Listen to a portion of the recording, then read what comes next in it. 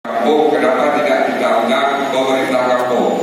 Karena kita tahu bahwa kegiatan daripada dana desa ataupun APBD yang ada di kampung menjadi tanggung jawab kita bersama.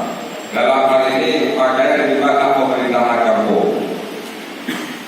Dengan adanya pemerintahan kampung, maka hadirlah lembaga-lembaga yang ada di kampung, baik itu hapus maupun Ibu.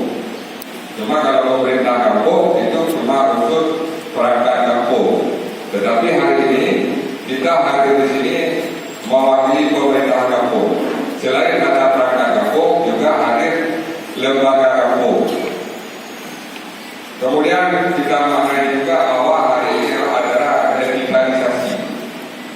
Dalam arti revitalisasi ini adalah kalau inti daripada revitalisasi pokoknya vital. Vital dalam arti kata sangat penting. Dalam arti kata penting dalam tanggung jawab kita di desa, tanggung jawab kita di kampung, dalam pengelolaan dana kampung, pengelolaan dengan kehidupan di kampung, pengelolaan bagaimana kita hidup bersosial di kampung, menjaga ketertiban, kerukunan dan segala macam yang berhubungan dengan tata kelola pemerintahan di kampung. Jadi revitalisasi adalah menghidupkan kembali, bukan berarti jangan audit, tetapi kita di kampung juga sudah hidup pemerintahan kampung. Tapi dengan hadirnya hari ini dilakukan pembinaan revitalisasi, menghidupkan kembali kewenangan kampung dalam menjalankan pemerintahan kampung, maka hari ini hadirlah kita semua untuk mendengarkan atau menerima instruksi ataupun arahan ataupun bimbingan dari pemerintah kita yang hadir pada hari ini. Kemudian harapan dari saya mungkin selaku jamaah Gadapura, mungkin saya kalau betul izin dengan harapan bahwa dengan kegiatan hari ini kegiatan penting bagi saya. Karena hari ini pematerinya yang pertama dari kejaksaan, kemudian dari inspektorat, karena inspektorat juga yang memeriksa kita. Kalau setelah inspektorat selesai baru dilimpahkan kejaksaan. Makanya hadir hari ini orang-orang yang berkepentingan dalam pengawasan dana desa. Makanya berharap kepada orang-orang Bandung beserta masyarakat ataupun unsur pemerintahan kampung di Gadapura dalam wilayah Kedai Bandung untuk bisa melaksanakan kegiatan royong dan juga bersama untuk ikuti bersama. Mulai sejak pembukaan Jino setelahnya sampai selesai acara. Jadi mewakili orang dari heboh, yang pertama dari kejaksaan, kemudian nanti ada dari inspektorat, kemudian ada dari DPRD. Bagaimana kita mampu menjalankan pemerintahan kampung dengan hasil dan terima pada orang.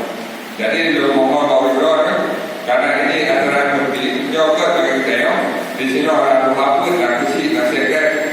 Mudah-mudahan dengan input acara orang kita mampu mengidentifikasi kemampuan kita, kemudian tupoksi kita, tugas dan fungsi daripada kita selaku perangkat kampung, selaku lembaga kampung, sejauh mana fungsi kita dalam pengawasan dan pengelolaan daripada dana desa yang ada di kampung kita.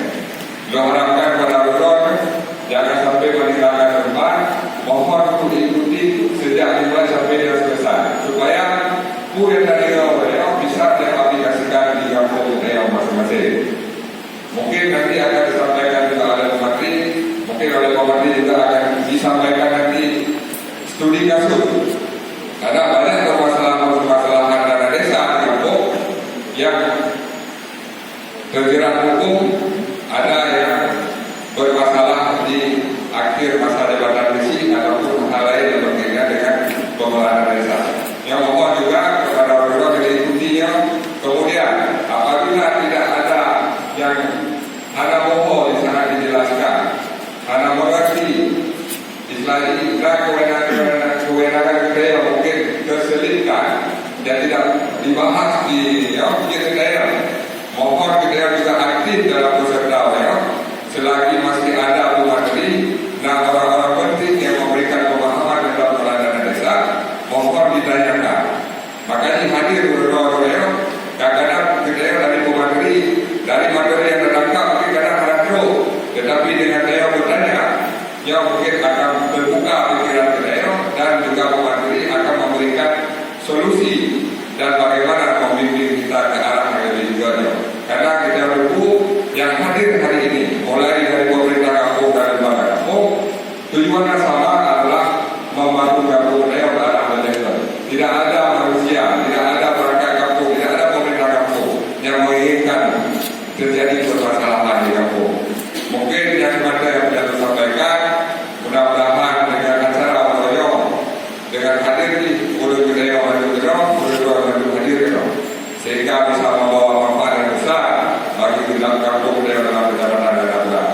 itu pemerintahan yang baik.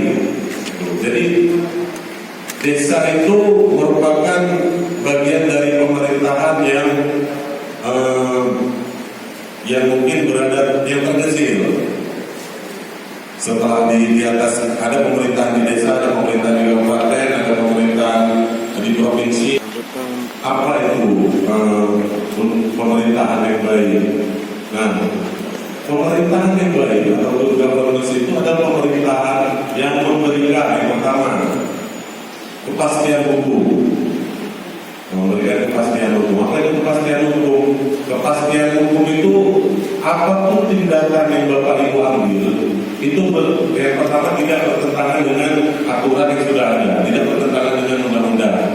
Dan yang kedua, semuanya itu mengikat secara sah.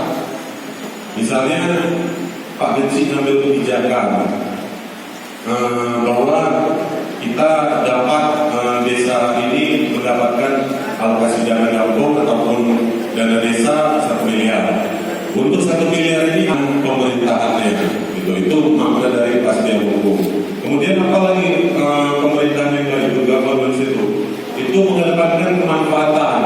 Jadi aspeknya itu kemanfaatan. Jadi apapun yang dilakukan, kebijakan apapun yang dilakukan itu tetap mengedepankan kemanfaatan. Gitu. Jadi setiap tindakan baik itu yang diambil oleh Tuhapen, Pak Benci, Tengku Imom itu harus sasarannya itu kemanfaatan. Kemudian adanya ketidakberpihakan, ini yang paling penting karena Pak Benci di sini sebagai porosnya pemerintahan di desa itu harus bisa menjaga kenetralannya sehingga masyarakat sini, masyarakat di desa itu tidak terjadi konflik internal di masyarakatnya karena berpikir bahwa Pak Benci berpihak kepada masyarakat.